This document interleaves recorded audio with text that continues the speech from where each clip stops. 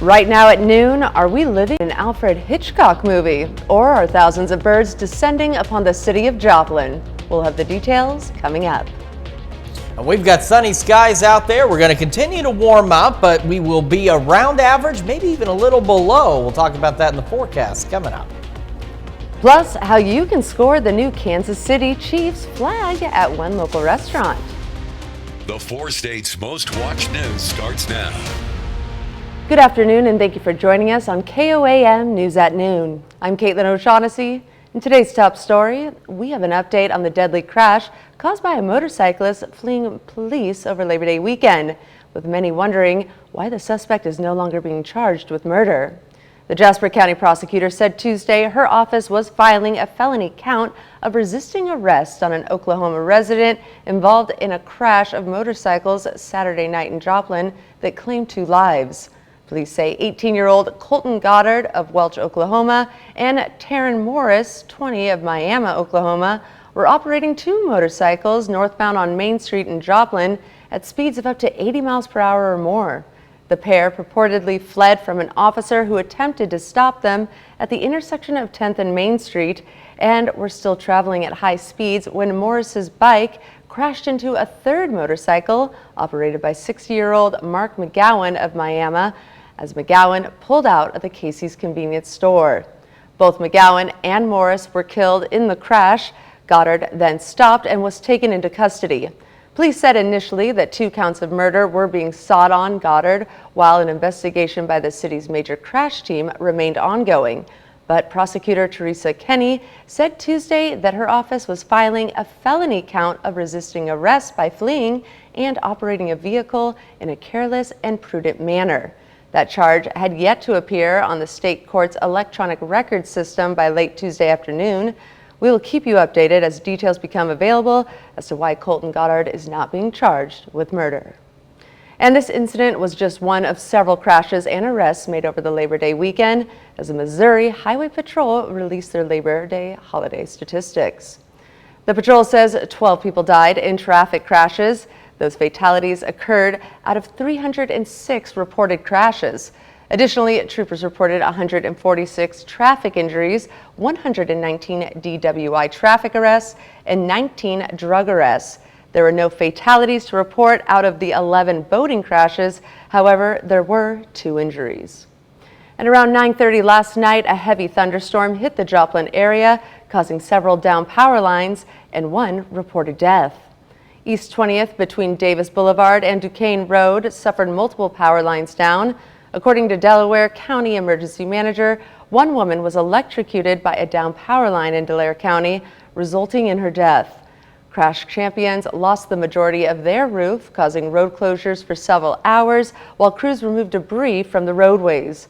3,000 people were without power last night due to the storm. And now let's take it over to Chris Warner, who joins us with a look at the forecast. Yeah, we did have a number of wind damage reports, a lot of those in southwest Missouri over the night, and the majority of those were down tree limbs across the area. But those storms really did pick up as the evening progressed. Thankfully today, considerably calmer. A live look at the MoDOT camera at 20th and Range Line in Joplin. We've got sunny skies. We also have some haze, a little fog out there as well as we're heading into the afternoon. Yesterday started the day at 74, so 11 degrees above where we should be, and made it up to 98, so 12 degrees above where we should be, but still just shy of some record highs out there. And at the Joplin Airport, officially picking up just over 1/10 of an inch of rain from last night's storm. So still down for the month, still down for the year, but we do have more rain chances in our forecast. Right now across the area, it is gorgeous. It is very fall-like as we continue to warm up. Still a little cooler up north, 72 in Iola and Pittsburgh, 77 Chanute Parsons, 78 Chetopa, 75 in Joplin Anderson, a bunch of 74s along the I-49 corridor. Nevada, Lamar, Carthage, and Neosho all checking in at 74. Even though we are slowly warming up, there are still Anywhere from 10 to 15 degrees cooler now than we were 24 hours ago from this point. And that's been the trend all morning, anywhere from 10, even upwards of 20 degrees cooler than we were 24 hours ago. So we've got the clear skies, and as we just mentioned, it's a bit cooler. Unfortunately, we are going to heat back up again, and then we'll cool down again next week as we head into this roller coaster ride of temperatures over the next several days. Take a complete look at your forecast and not the holiday weekend, just the weekend. It's a holiday anyway. Here in just a few more minutes. Caitlin? Well, it looked like a scene out of Albert Hitchcock's movie The Birds in downtown Joplin, so we found out just why thousands of birds have suddenly flown into town. While it might look abnormal and even scary for some, according to specialists, this is common. These birds are European starlings. Because this is the end of their breeding season, their population might be bigger than normal. I've never seen so many birds around here at the same time. They were all on the electric lines and they were flying everywhere, and we drive like about 5 or 6 blocks and they were literally everywhere. And at night they do something really interesting, which is called murmuration. So you see these very large groups and it seems like they're kind of moving together. It's thought that that's to avoid predators. Originally from Europe, these birds are now all over the United States. They are resident birds, which means they stay here year-round. And every year, the Kansas City Chiefs put out a new flag. Usually you have to go to Kansas City to get one, but one local Mexican restaurant is giving them out today only.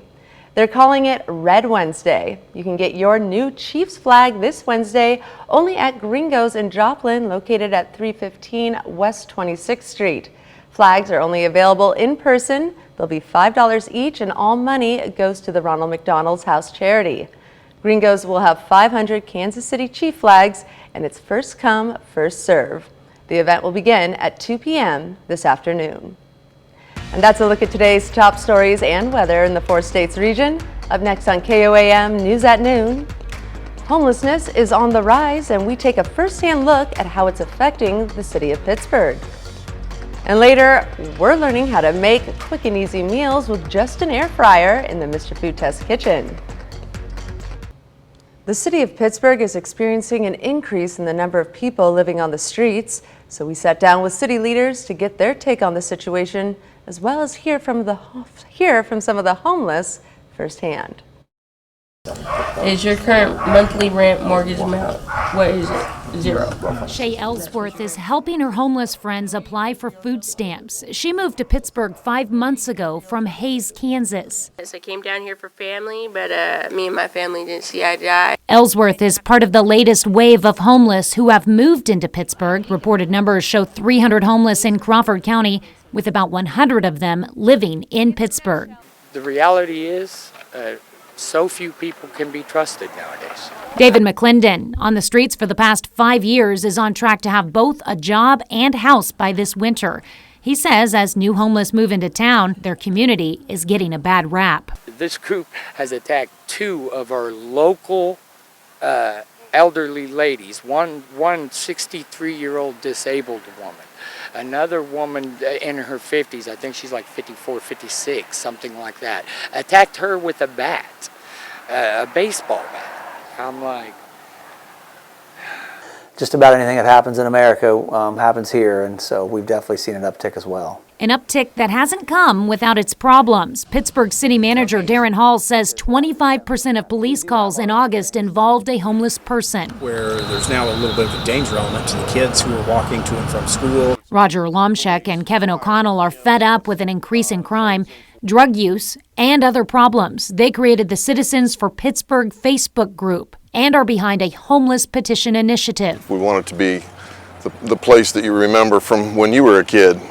So that's basically our group effort, is to just try and improve the quality of life in Pittsburgh. One of their talking points, holding property owners accountable for abandoned homes. You know, it's natural. It's when the pink slip goes on the door, it's kind of a obvious sign that it's probably uninhabited and it's available, but it's really not. It's not safe. Kim Foreman leads the city's codes enforcement and inspection departments. She says we can expect the removal of more condemned homes in 2024 as the city has tripled its demolition budget. You know, we understand it's taking away shelter, but it's usually someone else's property. sometimes in the winter there's fires started because there's usually no utility services to these homes, water or electric or things like that. On a daily basis, anywhere from 70 to 90 will check in here at the Wesley House for day services like breakfast, shower, lunch, and laundry. But those services end at 4:30, and then it's time to leave. Some head to hidden homes in the woods. This was a big mess. How long have you lived here? I've been here about a year. And others just try to find some shade. But even popular homeless hangout spots like Doremus Park close at 11 p.m. Where do you go when the city closes the park here at night and they make you leave? You want me to be honest, lady? I go hide in a bush somewhere. For the night? Yeah, straight up. I was asked by an individual at one point, where can I go? And I didn't have an answer. One thing is clear, conversations are happening, whether it's complaint-driven or citizen-driven. Darren Hall says a long-term goal for the city is to get all the homeless into a home. In the meantime, the city is focusing on outreach. Still to come on KOAM News at Noon, we see what's cooking with Mr. Food. But first, we've got ourselves a pretty pleasant day across the area. However, we're going to start to heat back up. We'll take a look at that forecast when we come back. Welcome back to the KOAM News at Noon. We've got an absolutely gorgeous day across the area this afternoon. Beautiful sunshine, a little bit of haze out there, a little bit of fog, but nothing too crazy.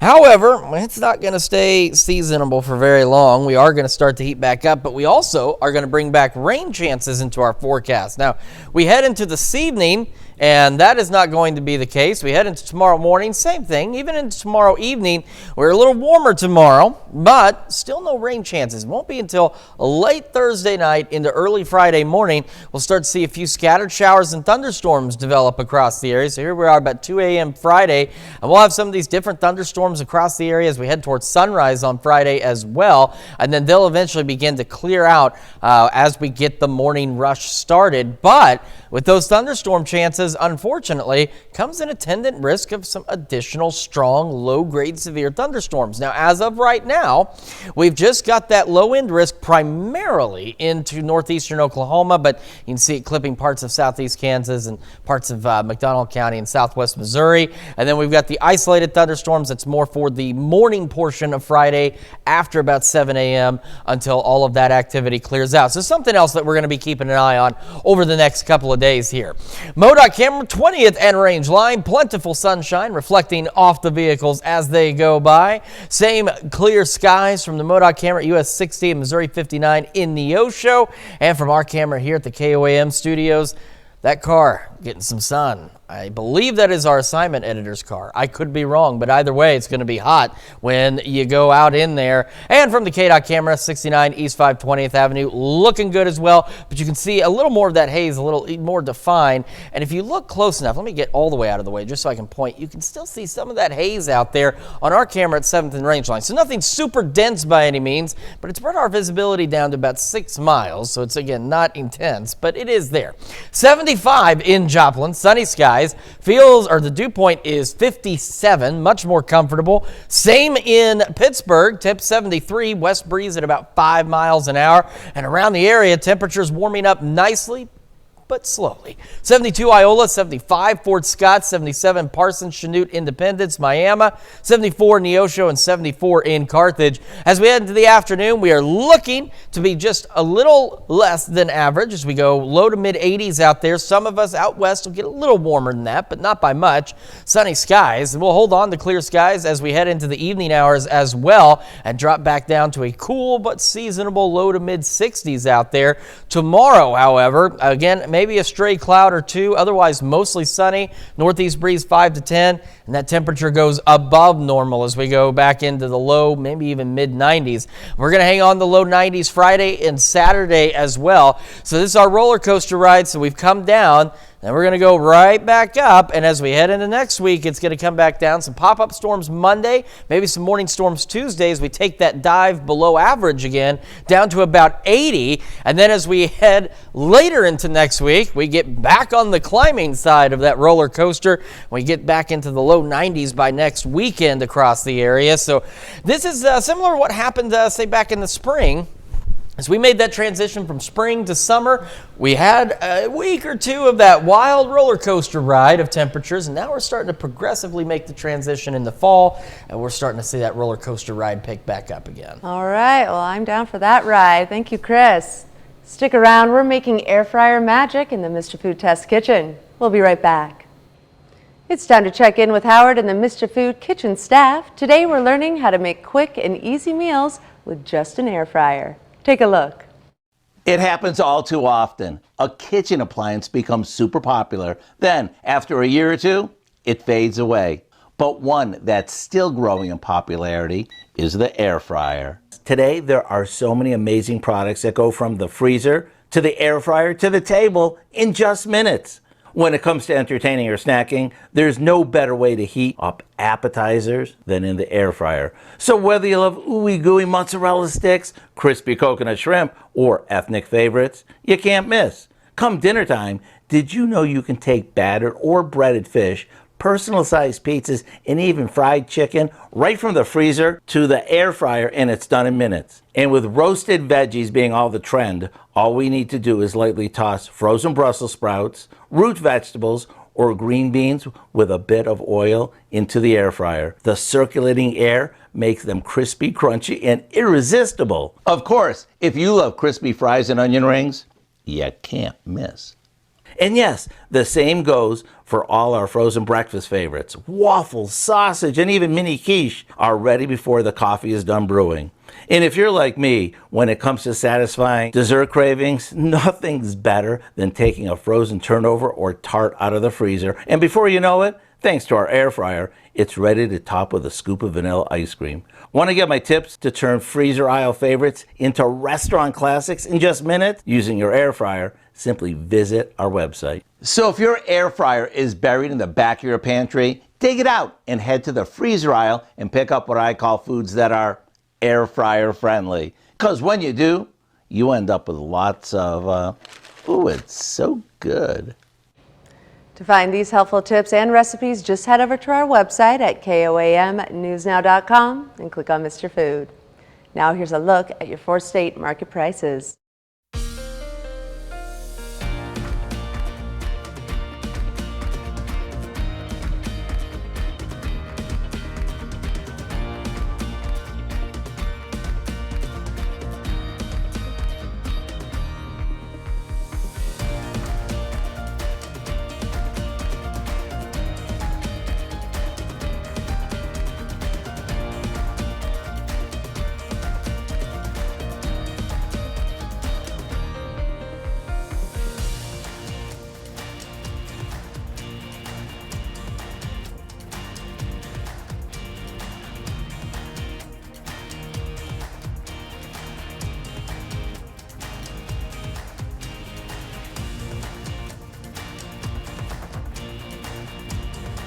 All right, pleasantly seasonable today into the mid-80s, sunny skies. Sunny tomorrow, but warmer as we go, low 90s. Low 90s Friday, maybe some morning thunderstorms, low 90s Saturday, and then we'll start a cooling trend once again as we head into the beginning of next week with more rain chances Monday and Tuesday. All right, thank you, Chris. And Dal, what do you have for us this evening? Well, former Proud Boys leader Enrique Tarrio has received the longest prison sentence of any January 6th defendant to date. In a Washington courtroom yesterday, he apologized for the events that day when thousands stormed the U.S. Capitol in a failed attempt to stop the peaceful transfer of power. Plus, the former Joplin Public Library has a new owner with new promises for the old building. And Freeman Health System holds its annual Patient Engagement Day with its dialysis center. Hope you join us for those stories. A lot more, of course. It's coming up on KOAM News at 5. All right, well, that's the news for now. Thank you for joining us here at KOAM News at Noon. Have a great rest of your day.